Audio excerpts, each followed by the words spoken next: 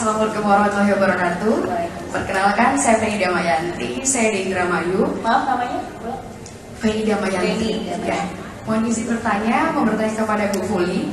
Izin Bu, tadi kan Ibu sudah menjelaskan terkait dengan tanggung jawab perseroan perorangan ya Bu. Nah, pertanyaan saya, bagaimana implikasi hukum terhadap tanggung jawab perseroan perorangan yang hanya bertanggung jawab kepada harta yang dimilikinya, tapi tidak bertanggung jawab atas perseroan yang dibuatnya? Terima kasih. Ini ya dari Indramayu. Baik, pertanyaan yang pertama tadi ya, mau dibacakan kembali atau langsung? Jadi yang Bu Melisa ya, Melisa yang modal PT bisa menjadi balik lagi ke perorangan. Oke.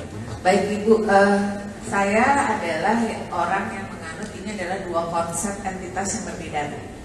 Jadi memang tidak bisa serta-merta itu langsung dikonversi.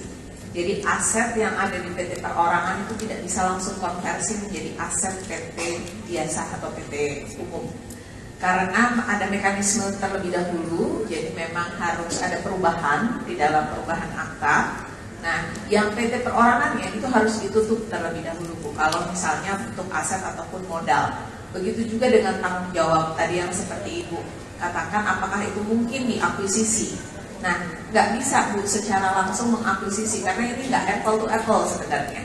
Jadi bukan PT ke PT, tapi ini adalah PT dengan PTP ya, PT perseorangan ini. Nah, bagaimana mekanismenya? Mekanismenya adalah karena tadi Ibu sudah khawatir bahwa orang Indonesia ini kreatif banget gitu kan, kreatif, saking kreatifnya itu bisa melakukan hal-hal yang di luar nalar kita, itu bukan tanggung jawabnya notaris Bu. Jadi kalau misalnya sampai itu terjadi seperti itu, kita hanya bertanggung jawab terhadap apa yang terakhir yang kita buat. Kalau misalnya memang tujuannya adalah untuk adanya penambahan modal, ya kita harus lihat dia mau nambah modal sumbernya dari mana. Itu kan yang harus di state di dalam akta. Apakah itu sumbernya dari peningkatan modal, apa ada modal lain yang diinjek, atau mengambil saham dalam portfolio misalnya seperti itu. Tapi bukan mengambil atau mengakuisisi dari PTP. Karena PTP ini jenisnya beda Bu. Jadi kalau kita mau melakukan sesuatu, itu kan harus apple to apple ya Bu, jenisnya harus sama. Karena ini jenisnya berbeda nggak bisa dilakukan. Jadi PT perorangannya harus ditutup terlebih dahulu. Baru asetnya bisa dilimpahkan dan itu bisa menjadi modal bagi PT umumnya. Saya turun aja ya. Ini lebih dalam nih, biar lebih dalam lebih dekat. Ya, soalnya biar ibunya ini puas. Anda puas, kami makin puas. Bukan Gimana Bu? Ya, maksud saya pengambil alihan dari ini kan Proses pengambil alihannya nggak bisa secara langsung. bukan dari PT, Bukan dari PT, tapi dari perorangannya. Kalau dari PT dari orangnya, berarti orangnya itu injek modal kan? Berarti dia penempatan modal masuk lewat jual beli saham ataupun hibah. Ya, berarti kan pengambil alihan dari si Nggak mengambil alihan Bu, mekanismenya bukan akuisisi. Jadi karena ini perorangan, Ibu harus membedakan antara orang sebagai individunya dan PT perorangan. Ini adalah dua hal yang berbeda. Kalau individunya berarti hanya bisa melalui mekanisme tadi, jual beli saham ataupun hibah. Hibah saham yang diberikan dari dia saham yang ada di PT perorangannya, itu hitungannya adalah individu. Jadi bukan entitas si PTP-nya Bu. Jadi PTP tidak memberikan kepada PT. Saya kasih contoh ya. PTP-nya namanya ABC. PT umumnya namanya DEF, ya kan? Bukan ABC memberikan kepada DEF, tapi Tuan Z memberikan kepada DEF. Gitu. Nah, ini adalah dua hal yang berbeda. Saya paham maksud Ibu. Apakah si ABC ini bisa diakuisisi oleh DEF? Gitu kan maksudnya? Gak bisa secara langsung karena dia jenisnya nggak sama. Jadi Mekanismenya tutup dulu yang di sana, ya sahamnya baru bisa dia mau beli atau mau diambil alih.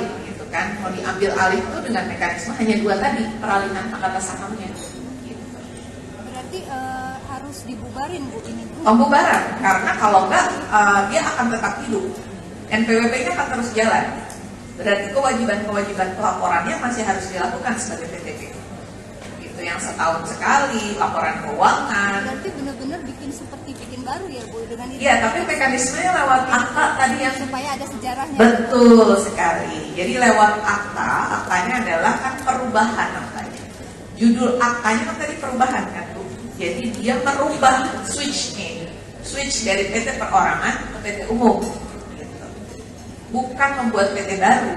Nah, saya paham maksudnya Ibu gimana dengan asetnya. Apakah diakuisisi sama DER?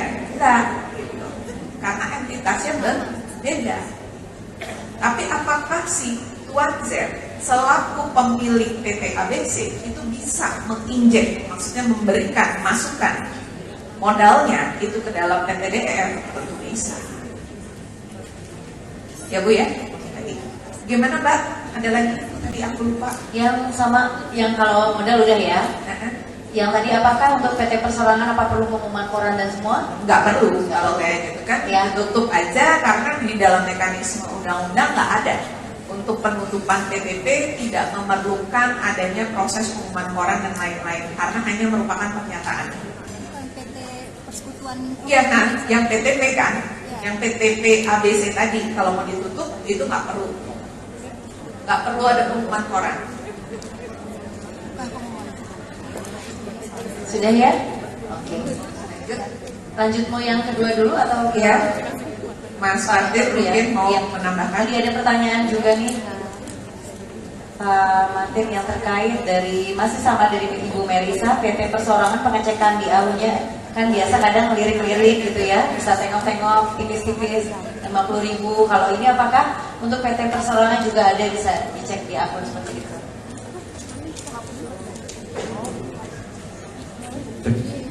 Ya,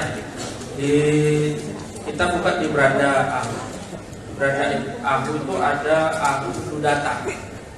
Ya, yang agak abu-abu. Paling atas, ya AHU.